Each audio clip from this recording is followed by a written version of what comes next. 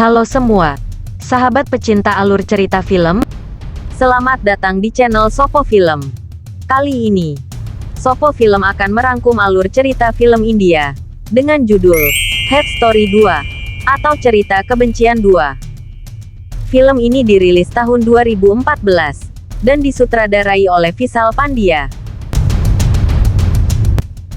Film ini menceritakan tentang balas dendam seorang gadis yang menjadi korban budak nafsu seorang politisi licik, yang mampu bertahan setelah dikubur hidup-hidup. Penasaran? Seperti apa ceritanya? Yuk kita langsung ke alur ceritanya. Tapi sebelum menyimak alur ceritanya, silahkan pencet tombol subscribe dulu ya. Jika sudah, yuk langsung ke alur cerita filmnya. Film diawali dengan adegan di mana seorang pria tua mengunjungi area pemakaman. Di sana ia mendengar suara. Setelah digali, ternyata ditemukan seorang wanita dengan kondisi kaki, kedua tangan dan mulutnya terikat dan ia dikubur hidup-hidup di sebuah peti mati. Wanita ini bernama Sonika.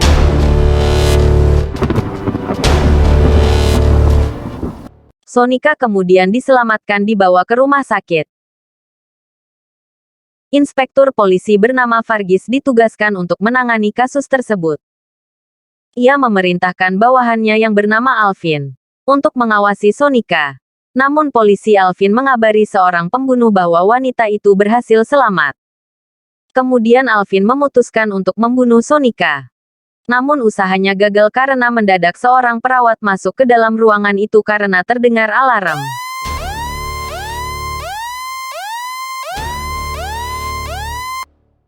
Setelahnya Sonika justru menghilang dari kamarnya. Ia bersembunyi di sebuah gudang rumah sakit, dan menyamar menggunakan pakaian dokter yang ada di dalam gudang itu.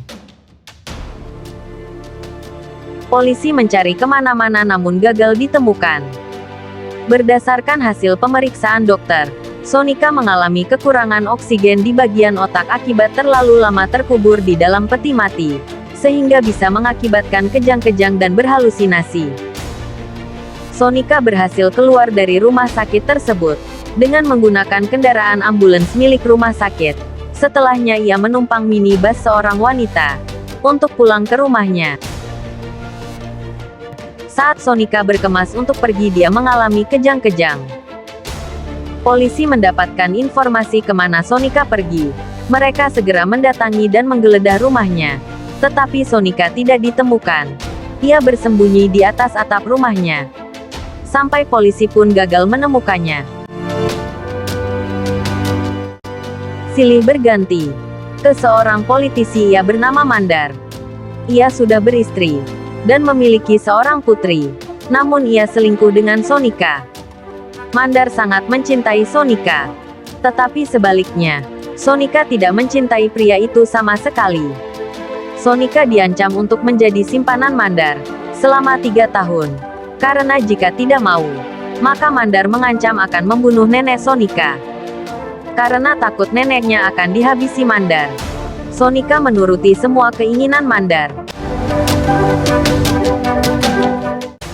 Sonika adalah seorang fotografer. Ia mengikuti kelas fotografi yang diasuh oleh Profesor Bajai.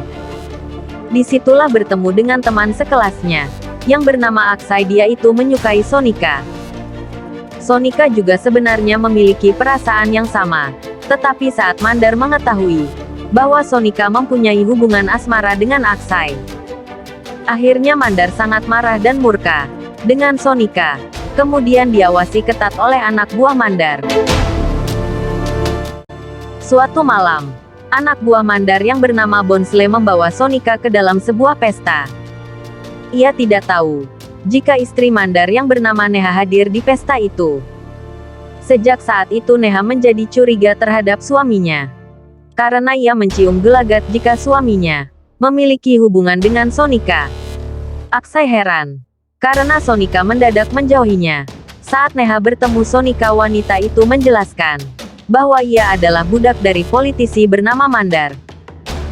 Sonika kemudian meminta Aksai agar menjauhinya, agar nyawa Aksai tidak dalam bahaya. Namun Aksai justru mengajak Sonika lari dari kota Mumbai. untuk menuju ke kota lain yang bernama Goa. Di mana mereka di sana tidak tersentuh oleh Mandar, karena Mandar adalah penguasa kota Mumbai. Di sana Aksai melamar Sonika untuk menjadi istrinya. Namun tiba-tiba Mandar muncul.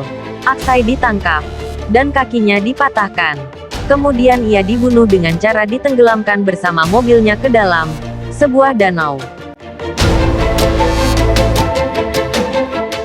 Sedangkan Sonika dikubur hidup-hidup oleh Mandar dan anak buahnya, namun masih bisa diselamatkan oleh Patwa. Balas dendam Sonika dimulai. Korban pertamanya adalah polisi Alvin, yang sejatinya adalah anak buah Mandar. Alvin dibunuh Sonika dengan cara disuntik dengan obat berdosis tinggi, dan ia dianggap mati karena serangan jantung. Dendam Sonika pun semakin membara. Anak buah Mandar yang bernama Goli dihabisi dengan cara yang sadis pula. Sonika mematahkan kaki Goli dan membakar jasadnya.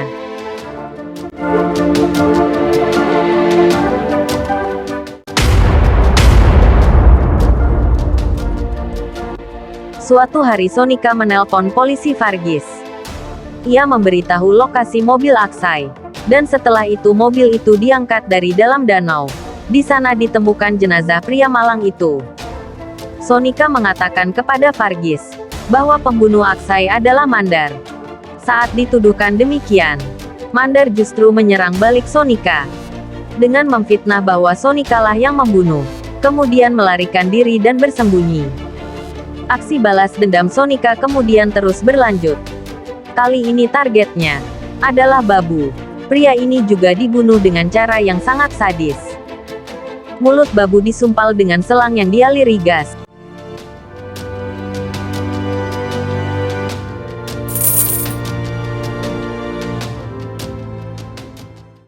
Kemudian ketika gas itu terus masuk ke dalam tubuhnya, Babu kehabisan oksigen dan ia tewas, dengan tubuh yang membiru.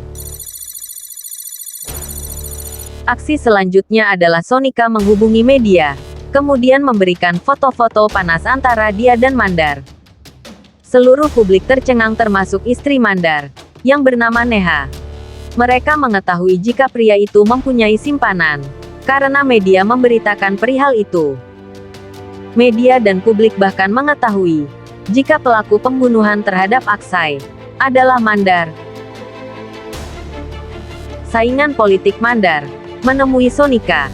Pria itu bernama Tuan Atul, dan ia menjanjikan Sonika sejumlah uang jika Sonika mau bekerja sama dengannya untuk menjatuhkan Mandar.